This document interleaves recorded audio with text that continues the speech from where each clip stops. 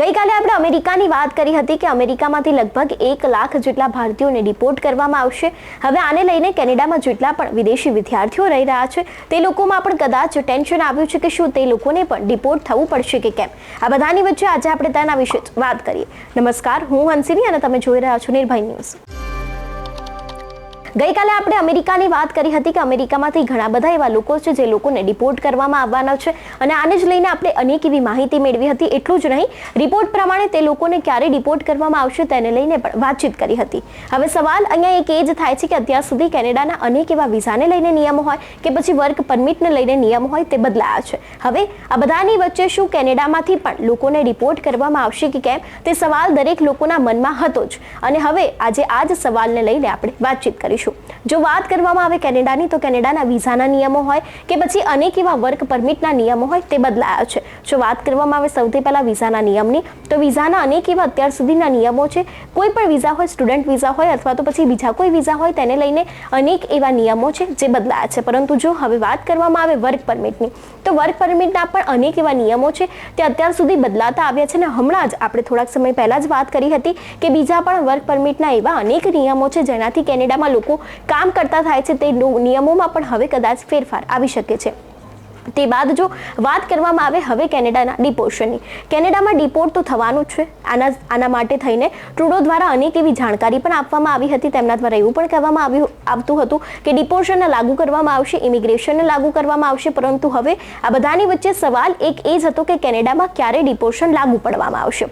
Trudeau દ્વારા અત્યાર સુધી અનેક એવી માહિતી છે તે આપવામાં આવી હતી કે થોડાક જ સમયમાં ડિપોર્શન છે તેને લાગુ કરવામાં આવશે અને જેટલા પણ વિદ્યાર્થીઓ ત્યાં રહી રહ્યા હતા તે લોકોને કદાચ પોતાના દેશ ભારત પાછું આવવું પડશે। હવે આ બધાની વચ્ચે કેનેડાથી પણ એક સૌથી મોટી માહિતી સામે આવી શકે છે તેવું પણ આના ઉપરથી લાગી રહ્યું છે।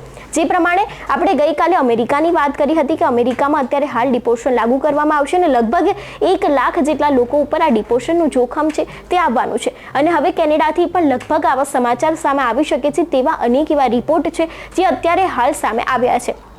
એટલે કેનેડામાં અત્યાર સુધી વિઝાને લઈને નિયમ હતા, વર્ક પરમિટના નિયમ હતા, તે બધા વિષય ઉપર તો આપણે વાત કરી જ હતી અને સવાલ દરેક લોકોને એક એ જ હતો કે કદાચ હવે લોકોને ડિપોર્ટ થઈને પોતાના વતન પાછું આવવું પડશે કે કેમ। હવે તેને જ લઈને થોડાક જ સમયમાં માહિતી આવી શકે છે તેવું લાગી રહ્યું છે કારણ કે આની પહેલા ટ્રુડો દ્વારા કહેવામાં આવ્યું હતું કે ઇમિગ્રેશનને લઈને લગભગ લાગુ કરવામાં આવશે અને તે ઇમિગ્રેશન છે તે 2 થી 3 વર્ષ સુધી ધીરે ધીરે લાગુ કરવામાં આવશે। એટલે કે લોકોને ધીરે ધીરે પોતાના વતન છે ત્યાં પાછું જવું પડશે। પરંતુ હવે આ બધાની વચ્ચે કદાચ કેનેડાથી પણ અમેરિકાની જેમ જ અપડેટ સામે આવી શકે છે કે લગભગ અનેક એવા લોકો છે તેને પોતાના વતન પાછું હવે જવું પડશે।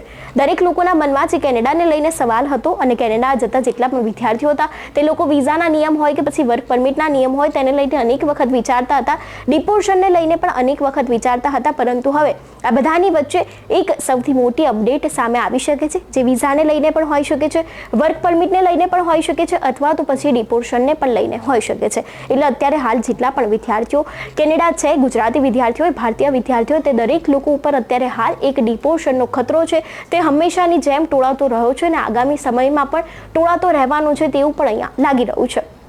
હવે આ બધાની વચ્ચે અનેક એવા વિદ્યાર્થીઓ હતા તે લોકોને પણ એવું લાગતું હતું કે અત્યારે કેનેડા જવું જોઈએ કે નહીં।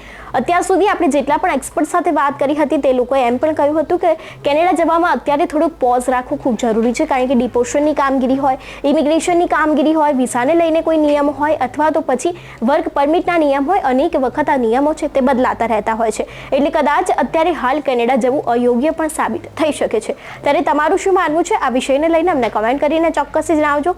તેની સાથે જ અમારી ચેનલ નિર્ભય ન્યૂઝને લાઇક, શેર અને સબસ્ક્રાઇબ કરવાનું ભૂલશો નહીં। નમસ્કાર।